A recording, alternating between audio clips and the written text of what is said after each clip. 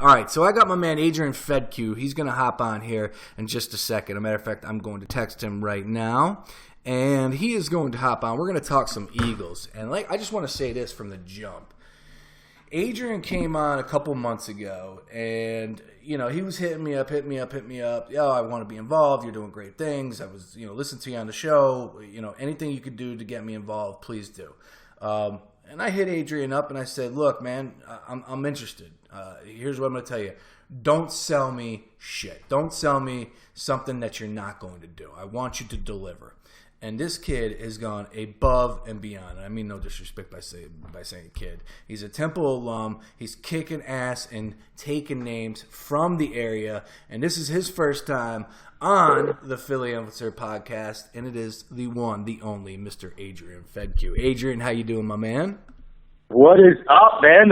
First time on the podcast. Really excited. Yes, I'm excited to have you. You know that. I just told how good of a job you are doing right now at the site, and I mean it. You are above and beyond what you told me a couple months you're going to do.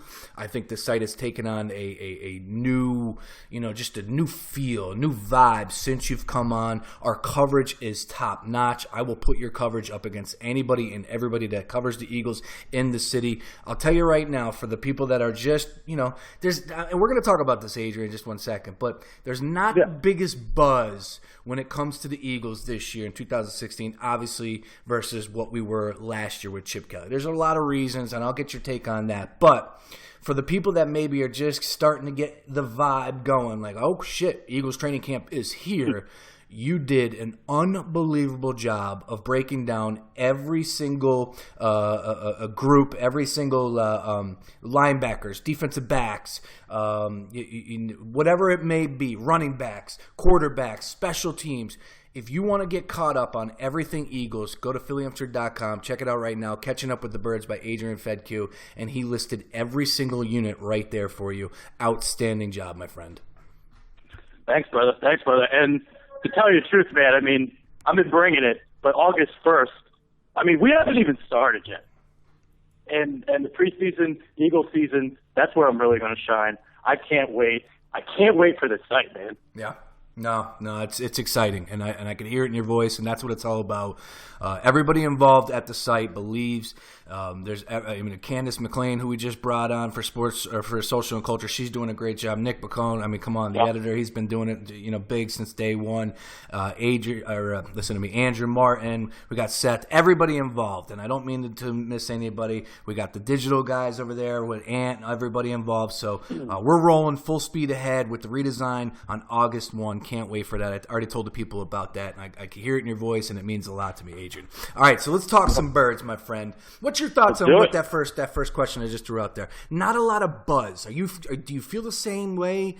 Am I misguided on this? What's your thoughts on that? It's interesting. It's interesting because I feel like the Sixers right now are almost getting more buzz than the Eagles. Everybody wants to talk Ben Simmons in the summer league. Maybe it'll pick up a little bit as the preseason gets going. I don't know if it's because Doug Peterson is pretty vanilla. Chip Kelly did all those moves in the off season. So many things to talk about.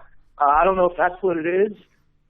It's interesting to me right now. Carson Wentz, to me, I'm really excited to see him. Ginger Jesus getting ready to take the field.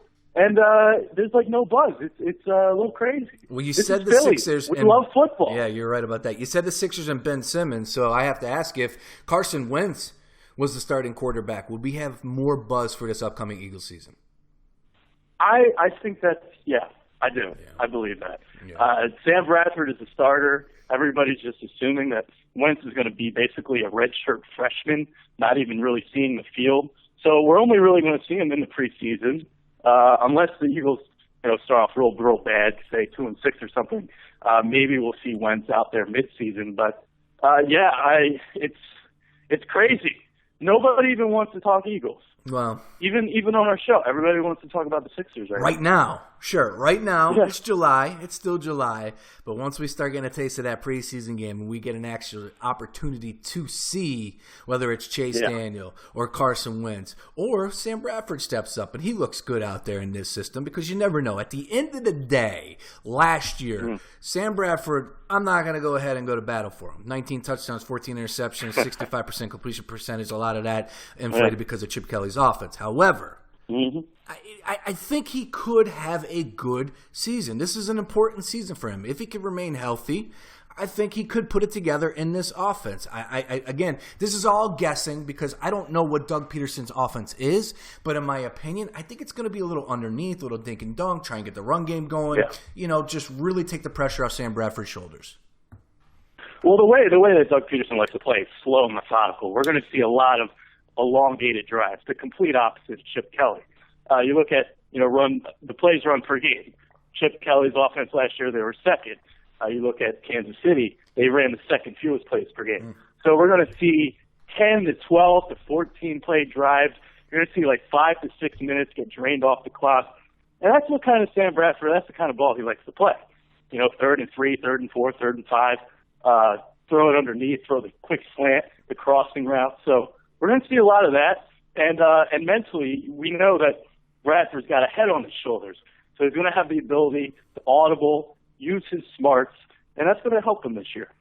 You broke down all of Doug Peterson's games as far as play calling is concerned with the Kansas City Chiefs last year. Yeah. What's one thing that stood out to you the most while you watched all those games?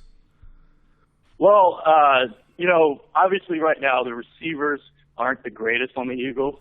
So Doug's going to have to figure out a way to get other players involved. And what got me really excited is how he utilized Travis Kelce.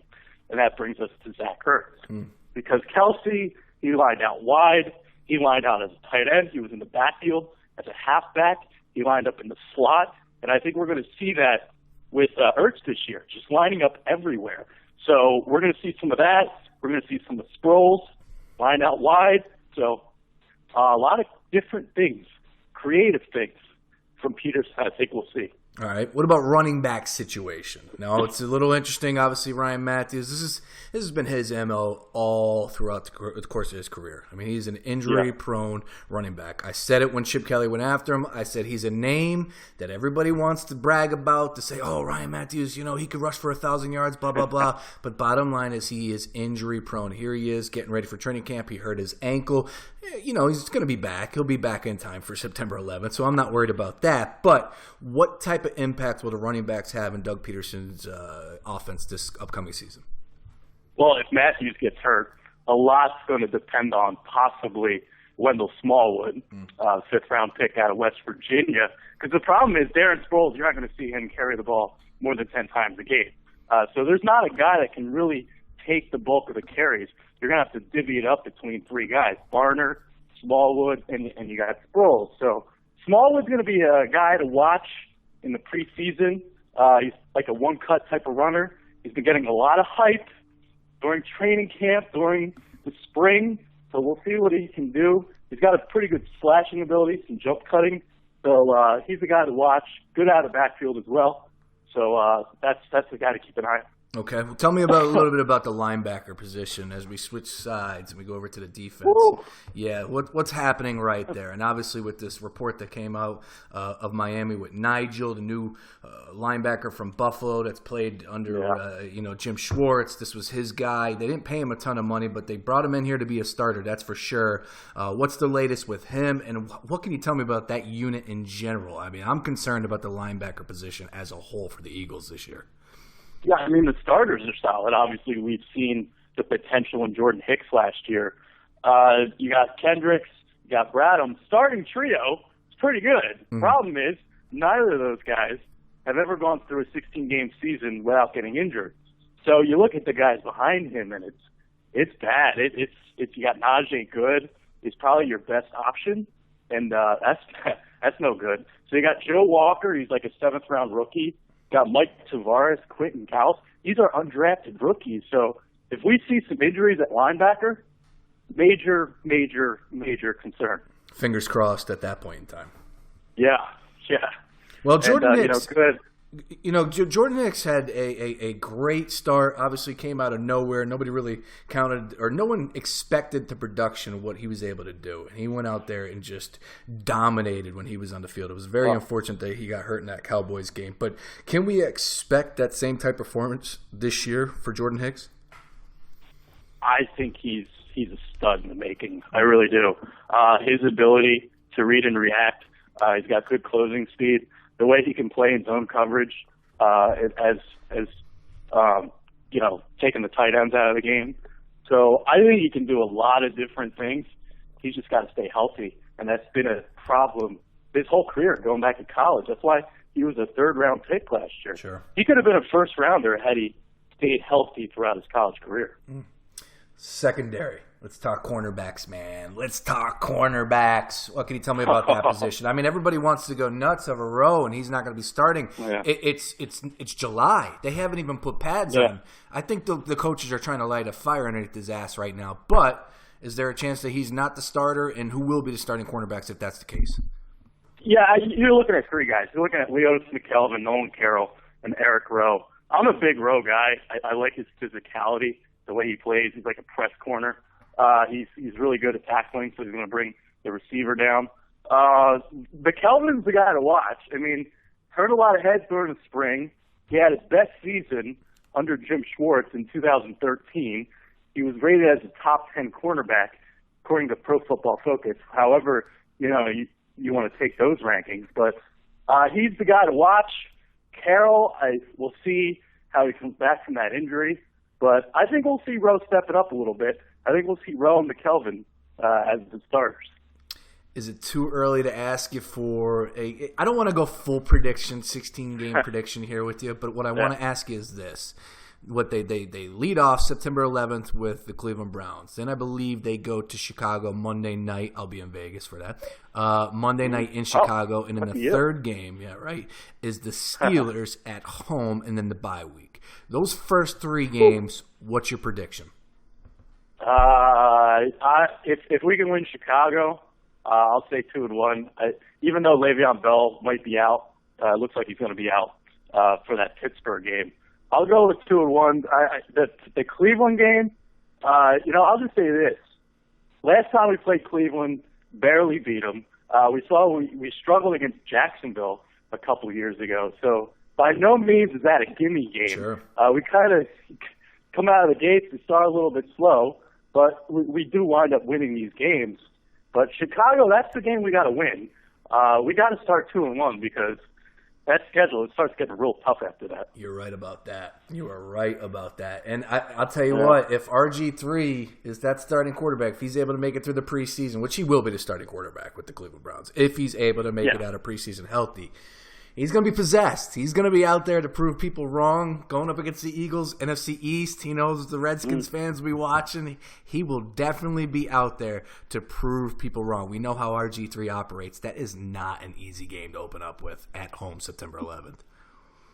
No, man, I don't think it is. It looks easy on paper. The Browns aren't very talented on paper, but this is that type of game for Peterson, too. His first game as a head coach. Yep.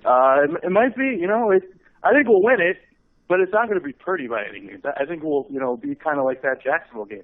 Maybe we start a little bit slow, kind of turn it on in the second half, maybe win by a touchdown or something. That's right, and we covered that game against the Jacksonville Jags. That's all I know. Somebody picked up a fumble and ran in it. Was it Fletcher Cox that ran that touchdown in? Oh, man, I forget already. I don't think it was Fletcher. I don't think it was Fletcher. It might have been. Somebody got their ass handed to him. That's all I know because he scooped up that ball. I'll never forget it. I was sitting next to my bookie in the stands, and I was going absolutely nuts in that game. Adrian, last one before we get you out of here, my man. Yeah. Nick Foles asked to be released yesterday by the Rams. Pretty funny. But when they drafted Jared Goff number 1 overall, that's your guy. That's your starting quarterback, and I have no problem with that. Excited to see those guys on Hard Knocks this year. But Sam Bradford still here. That was the trade. Nick Foles and Sam Bradford. That trade, Adrian Fedkiw, who won that trade, the Eagles or the Rams? Oh, man. Well, I'll tell you what. There was a reason why both those teams picked 1 and 2 in the NFL draft. They both needed quarterbacks. Yeah. So, you know what? Honestly, nobody won that goddamn trade. Yeah, no, somebody did. You know who did? It's probably the Eagles, I guess. No, it's the Rams because they're the first team without Foles or Bradford on their roster. Oh, there so you go. They win. That's right. Adrian, dude, you're doing a killer job. Everyone's hit me up. I just got a couple text messages from some people that were watching you on Facebook Live. He does it every Tuesday and Thursday at 1 o'clock. Does a great job covering the Eagles for PhillyHamster.com. He sprinkles other stuff in there as well. I took the leash off him. He's allowed to do whatever he wants. But his main concern with PhillyHamster.com is the Eagles. He will be all over everything all season long, including more shows, more podcast appearances, all that good stuff wrapped up at PhillyInfluencer.com. Follow him on Twitter at TheBitterBirds, right? That's your Twitter handle, Adrian? Actually, I changed it up now. I'm at Adrian Fedkiw now. I decided to use my name. That's right. So, I apologize. Get myself out there a little bit. You can see that The Bitter Birds is my name, so same thing. Make sure you follow him at Adrian Fedkiw. That's Fedkiw. All you got to do is hit me up on Twitter. You'll see I tweeted at him a bunch over the time. And, of course, PhillyInfluencer.com. Adrian.